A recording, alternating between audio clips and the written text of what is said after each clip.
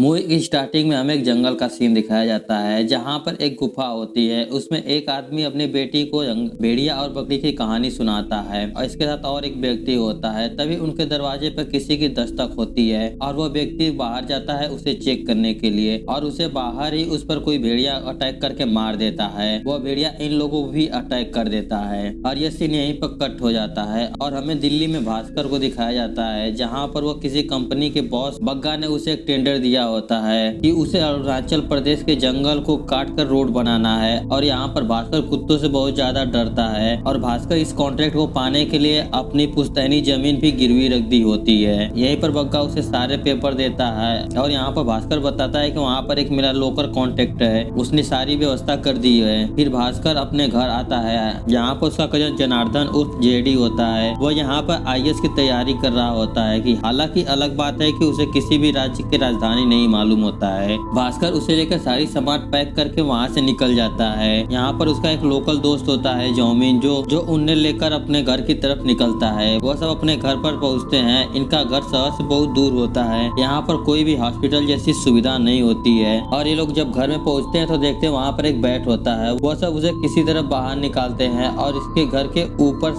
बहुत सारे बैट्स मंडराने लगते हैं और एक भेड़िया इन पर नजर रख रहा होता है। अगले दिन वह सब वहाँ के लोकल ऑफिसर के साथ मीटिंग फिक्स करते हैं जहाँ पर उन्हें पांडा नाम का व्यक्ति मिलता है। यह इनका साथ देगा इस प्रोजेक्ट को बनवाने में। यहाँ पर भास्कर सभी के साथ मीटिंग करता है जहाँ पर वो अपने प्रोजेक्ट के बारे में सभी को बताता है और सभी लोग उसके क्लियरेंस दे देते हैं। यहीं पर पांडा बताता है कि यहाँ के लोकल इस प्रोजेक्ट के लिए नहीं मानेंगे। मुझे लगता है कि वो अपनी जमीन नहीं देंगे। अगले दिन कुछ पेड़ों को काटकर रोड का काम शुरू हो जाता है। फिर यहाँ से सभी लोग घर जा रहे होते हैं। रास्ते में पांडा इस जंगल के विषाणु के बारे में बताता है कि जंगल में अब तक रोड क्यों नहीं बना, क्योंकि जंगल का विषाणु जंगल की रक्षा करता है। जिस पर भास्कर कहता है कि विषाणु को छोड़ दीजिए, बस तुम यहाँ के लोकल के साथ हमारी मीटिंग फिक्स करवा दो। और यहीं पर उन्हें एक भैंसा दिखता है जिसे की रेडी चाइनीज भैंसा करके बोलता है। जिस पर पांडा कहता है इसे चाइनीज में ही बोलो, इसे मिथुन बोलो, अगर इसे चाइनीज बोलोगे तो इसका ईगो हर्ट हो जाएगा। और वो वहीं पर गाड़ी से नीचे उतर जाता है क्योंकि उसका घर यहाँ से नजदीक होता है। ये सब रास्ते में मिथुन की बहुत इंसल्ट कर रहे होते हैं। ये सब मिथुन पर बहुत इंसल्ट कर रहे होते हैं। तभी इनकी गाड़ी का एक्सीडेंट होने से बचता है और देखते हैं कि वहाँ पर मिथुन होता है। फिर तीनों मिलकर गाड़ी को निकालने लगते हैं और यहीं पर भास्कर इन दोनों के साथ बहुत ही घटिया प्रैंक करता है। फिर वह हल्का होने के लिए जाता है और उसके पीछे एक भेड़िया दिखाई देता है। वह बचकर भागने लगता है और जोर जोर से चिल्लाने लगता है, लेकिन इनको दोस्तों को लग रहा है कि वो मजाक कर रहा है। फिर दोनों देखते हैं तो वो सच में मुसीबत में है। फिर वो भास्कर की तरफ भागते हैं। भास्कर उस भेड़िए से बचकर एक पेड़ की तरफ जाता है और उस पर चढ़ जाता है और वो भेड़िया उसके पीछे यानी बम पर काट लेता है। जेडी और जौमिन उसे किसी तरह भगाते हैं। फिर वह सब भास्कर को लेकर जाने लगते हैं। जेडी कहता है कि हम इसे हॉस्पिटल में लेके जाना चाहिए। इस पर जौमिन कहता है कि नहीं, अगर हम इसे हॉस्पिटल में ले गए तो गाँव वालों को खबर लग जाएगी कि इसे किसी जानवर ने काटा है और इससे हमारा प्रोजेक्ट भी रुक जाएगा। फिर वह दोनों उसे एक अस्पताल में ले जाते हैं जहाँ पर एक डॉक्टर अनिका होती है, लेकिन प्रॉब्लम यह होती है कि अनिका जानवर की डॉक्टर होती है। फिर तीनों उसके जख्म देखकर हैरान हो जाते हैं और तीनों तरह तरह की कमेंट करने लगते हैं। भाई बैठेगा कैसे, कैसे बाइक चलाएगा और ऐसी ही कुछ बातें। फिर अनिका उसे एक पेन किलर का इंजेक्शन लगाती है। सुबह होती है तो भास्कर को बहुत तेज सुनाई देने लगता है और वह एक मक्खी को पकड़ लेता है। फिर वह खाने लगता है जैसे कि कई दिनों का वह भूखा हो। फिर वो वहाँ पर जेडी आता है और उसे देखकर हैरान हो जाता है। फिर भास्कर को एक सुगंध आती है और कहता है कि सुगंध कहाँ से आ रही है और जेडी को पता नहीं होता कि कहाँ से सुगंध आ रही है। फिर भास्कर बाथरूम में चला जाता है जहाँ पर वो देखता है कि उसके दांत काफी ज्यादा नुकीले हो गए हैं और उसकी अच्छी खासी बॉडी भी बन गई है। उसका जख्म भी भर गया होता है। फिर तीनों गाँव की तरफ जाने लगते हैं जहाँ पर भास्कर को एक मरा हुआ खरगोश मिलता है और कहता है कि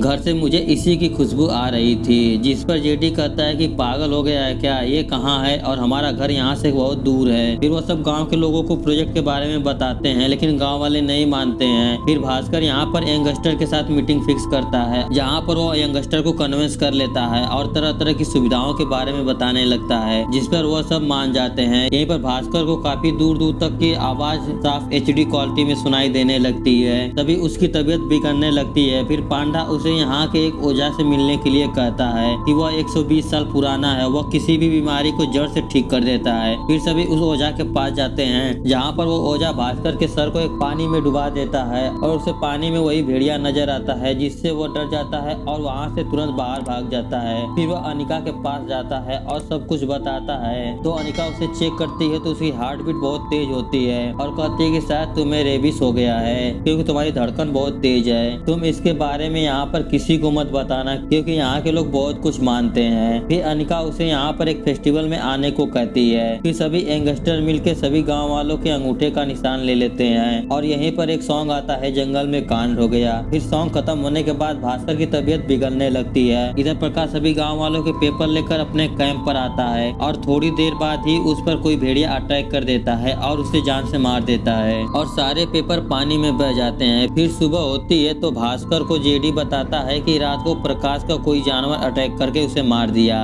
फिर वह सब पुलिस स्टेशन में जाते हैं, जहाँ पर पुलिस वाले उन्हें बुलाए होते हैं और पुलिस वालों को यहाँ पे प्रकाश के पास से भास्कर की जैकेट मिली होती है। वो भास्कर से पूछताछ करने लगते हैं। तभी वहाँ पर पांडा आ जाता है और बताता है कि प्रकाश को कोई और नहीं बल्कि विषाणु ने माना है। मैंने अपनी आंखों से देखा कि कोई पहले 2 पैरों पे चल के आ रहा था, फिर वह 4 पैरों पे हो गया और वह प्रकाश को मार दिया। फिर सभी पुलिस वाले उन्हें छोड़ देते हैं। फिर तीनों वहाँ से जाने लगते हैं और रास्ते में भास्कर की पेट दर्द होने लगता है और वह खून की उल्टी करता है। फिर सभी उसे लेकर अनिका के पास पहुँचते हैं। अनिका उसे बताती है कि शायद इसे गैस की प्रॉब्लम हो गई है और वह उसे इंजेक्शन लगाने वाली होती है, लेकिन भास्कर मना कर देता है। फिर अनिका उसे जबरदस्ती इंजेक्शन लगाने वाली होती है। फिर भास्कर गुस्से में यहाँ पर उनके बेड को ही उठा लेता है, जैसे कि उसके अंदर कोई डीमन की पावर आ गई हो। फिर वो वहाँ से चला जाता है। यह सब देखकर तीनों शॉक हो जाते हैं। जेडी और जामिन को भास्कर के ऊपर शक हो जाता है कि ये भास्कर के अंदर भेड़िए जैसी पावर कैसे आ गई है। फिर वह दोनों उसके कुछ सैंपल को इकट्ठा करते हैं ताकि वह टेस्ट करके जानकारी इकट्ठा कर सके। फिर भास्कर हॉस्पिटल में जाता है, जहाँ पर वो प्रकाश को देखता है, क्योंकि सारे पेपर उसी के पास होते हैं। फिर भास्कर के सामने ही प्रकाश के सारे जख्म भरने लगते हैं और वो ठीक हो जाता है और वह उठकर भास्कर को विषाणु भैया बोलने लगता है, जिस पर भास्कर कहता है कि मैं कोई विषाणु नहीं हूँ और मुझे वो पेपर दे दो।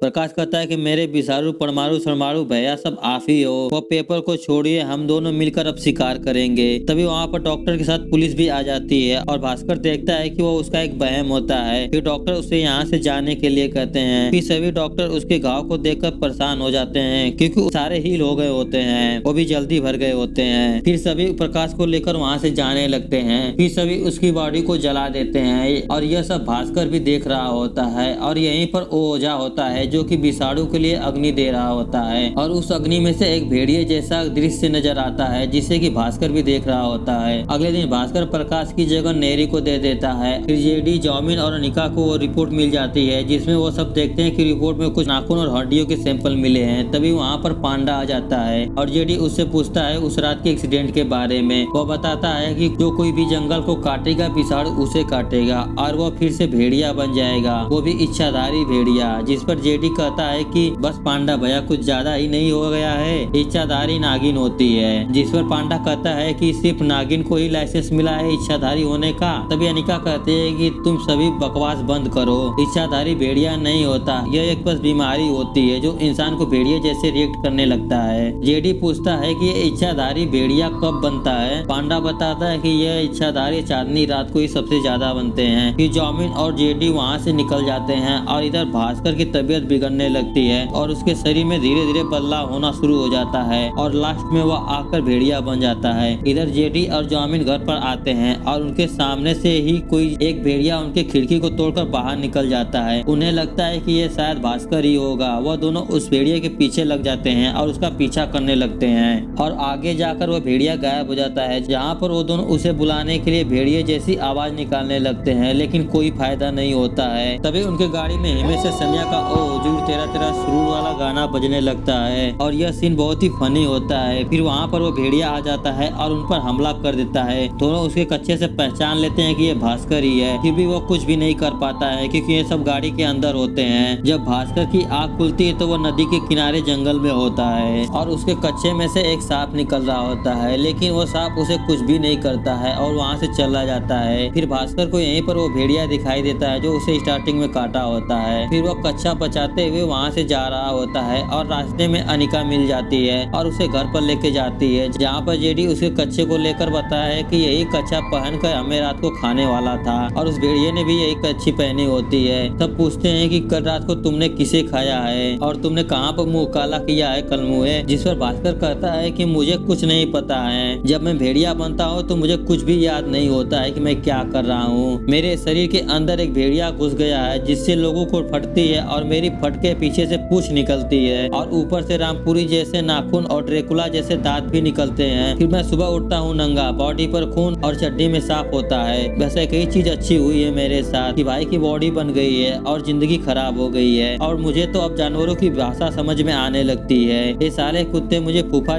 जी करके चिढ़ाते हैं। तभी भास्कर को एक फोन आता है और सभी वहाँ पर जाते हैं, जहाँ पर वो सब देखते हैं कि नेरी पर कोई भेड़िया अटैक करके उसे मार दिया है। फिर सभी सीसीटीवी की फुटेज को देखते हैं जिसमें कि कोई भेड़िया उसे मार रहा होता है और उसने चड्डी पहनी होती है। फिर तीनों यहाँ से निकलने लगते हैं और उन पर एक पुलिस वाले को शक भी हो जाता है। फिर रात को सभी मिलकर बात कर रहे होते हैं, जहाँ पर भास्कर को बाहर किसी के होने का एहसास होता है। वह जाकर देखता है कि कौन है, तब वो पांडा ही होता है जो वहाँ पर उसकी चड्डी लेने आया होता है और बताता है कि अब मैं सबको बताऊंगा कि तुम में से कोई एक ही भेड़िया है। लेकिन भास्कर उसे अपना भेड़िया वाला रूप दिखाकर बहुत ज्यादा डरा देता है और उसे अपने टीम में कर लेता है, जहाँ पर पांडा बताता है कि हमारी मदद वो ओझा ही कर सकता है, लेकिन प्रॉब्लम ये है कि वह जंगल में रहता है और वह कभी कभी मिलता है, कभी कभी तो 3 महीने बाद ही वो मिलता है। सुबह यह वीडियो चारों तरफ फैल गया होता है, वह तेजी से वायरल होना शुरू हो जाता है। सभी पुलिस वाले भी अलर्ट हो जाते हैं और गाँव वालों को भी अलर्ट कर देते हैं। भास्कर के पास भेड़ियों की पावर तो होती है, साथ में उसके अंदर ह्यूमन पावर भी आ जाती है। पहले तो वो कुत्तों से डरता था, अब वो कुत्तों के साथ खेलने लगता है। फिर सभी वो गांव वालों को बताने जाता है कि अगर अब कोई मरा तो हम इस प्रोजेक्ट को यहीं पर बंद कर देंगे हमेशा हमेशा के लिए। और आज पूनम की रात होती है तो वह सब मिलकर भास्कर को एक फैक्ट्री में ले जाते हैं, जहाँ पर वो सब भास्कर को बांधने वाले होते हैं। तभी वहाँ पर एक ऑफिसर आ जाता है और उन्हें वो फैक्ट्री में बंद कर देता है। इन्हें लगता है कि पांडा ने इन्हें डबल क्रॉस किया है, उनके साथ गेम खेला है शायद, और यह पुलिस वाला उन पर पहले से ही नजर रख रहा होता है। फिर वह उन सबका वीडियो बनाने लगता है। तीनों बहुत ही घबराने लगते हैं। तभी चाँद पूरा निकल जाता है और भास्कर धीरे धीरे भेड़िए के रूप में परिवर्तित होने लगता है। फिर वो भेड़िया बन जाता है और वो अपने दोस्तों पर अटैक करने वाला होता है। तभी बाहर से पुलिस वाले की आवाज तेज से आती है और उसे कोई भेड़िया मार दिया होता है। फिर उसके सामने एक और भेड़िया आता है और उसी ने उस पुलिस वाले को मार दिया होता है। फिर वो उस लॉक को खोल देता है। फिर भास्कर को वो अपने साथ ले जाता है। अगली सुबह जॉमिन यहाँ से जाने लगता है और कहता है कि कल रात तो तुम मुझे ही खाने वाले थे और यह जेडी मुझे चाइनीज करके बिगड़ाता रहता है। फिर वो वहाँ से जाने लगता है और जेडी उसे किसी तरह मनाता है। यहाँ पर थोड़ा सा इमोशनल वाला सीन होता है। फिर सभी उसे सॉरी बोलते हैं और जॉमिन भी मान जाता है और उनके साथ रहने के लिए तैयार हो जाता है। तभी वहाँ पर पांडा आ जाता है और कहता है कि वो ओझा मिल गया है। फिर सभी उसके पास जाते हैं, जहाँ पर ओझा बताता है कि सदियों से इंसान और जंगलों के बीच एक अनोखा रिश्ता रहा है कि दोनों एक दूसरे को नुकसान नहीं पहुंचाएंगे, लेकिन जब इंसान उस करार को तोड़ता है और जंगल को काटने लगता है तो विषाणु उसे काटता है और इंसान के दिमाग के एक हिस्से में हमेशा जंगल होता है, जिससे कि विषाणु उसे खोल देता है और इंसान अपना सारा सब कुछ भूलकर वह जंगली जानवर भेड़िया बन के रहने लगता है। और विषाणु जंगल का प्रधान है और वह दूसरों को काटकर अपना सैनिक बल बढ़ाता है और जरूरत पड़ने पर वह उन्हीं में से किसी एक को विषाणु बनाता है। फिर सभी पूछते हैं कि विषाणु से काटने के बाद इंसान कैसे से नॉर्मल हो सकता है। फिर वो ओझा बताता है कि अमावस की रात को विषाणु उसी जगह पे जाता है जहाँ पर उसने किसी को काटा हो और विषाणु उसी वक्त उसे वहीं पर दोबारा काट ले तो वो नॉर्मल हो सकता है। यह सुनकर सभी शॉक हो जाते हैं। फिर वो सब अनिका को बताते हैं, लेकिन अनिका इनके फैसले से सेटिस्फाई नहीं होती है। फिर सभी मिलकर भास्कर के लिए एक सेफ्टी सूट बनाते हैं जो कि पैड और ग्लव से बना होता है। इसी बीच अनिका भास्कर को लेकर जंगल में घुमाने लगती है और उसे अपने फेवरेट जगह पे ले जाती है, जहाँ से बहुत ही सुंदर नेचर का दृश्य दिखता है। यह सब देखकर भास्कर कहता है कि मन तो कर रहा है कि मैं यहीं पर जानवर बनकर रह जाऊं इसी जंगल में। जिस पर अनिका कहती है तो रुक जाओ, लेकिन भास्कर कहता है कि नहीं, मुझे वापस जाना है। यह सब सुनकर अनिका थोड़ी निराश हो जाती है। फिर सभी उस जगह पर जाने के लिए निकलते हैं। इधर पुलिस भी कुछ शिकारियों को लेकर उस विषाणु को पकड़ने के लिए जाती है। ये सब पांडा देख रहा होता है और वो भास्कर को फोन करता है, लेकिन उसके मोबाइल में पर्याप्त बैलेंस नहीं होता है और वो बैलेंस भराने चला जाता है। फिर सभी उस जगह पर पहुंच जाते हैं। यहाँ पर भास्कर सूंघकर उस जगह को पहचान लेता है। फिर सभी भास्कर को वो सेफ्टी सूट पहना देते हैं। इधर पांडा उन्हें फोन करने की कोशिश करता है, लेकिन जंगल में कोई भी नेटवर्क नहीं होने के कारण उनका फोन कनेक्ट नहीं हो पाता है। फिर वो दोनों उसे एक पेड़ पे लटका देते हैं और उसके बम पर एक छोटा सा कट लगा देते हैं ताकि ताकि उसके खून के महक से वह भेड़िया आकर उसे उसी जगह पे काटे।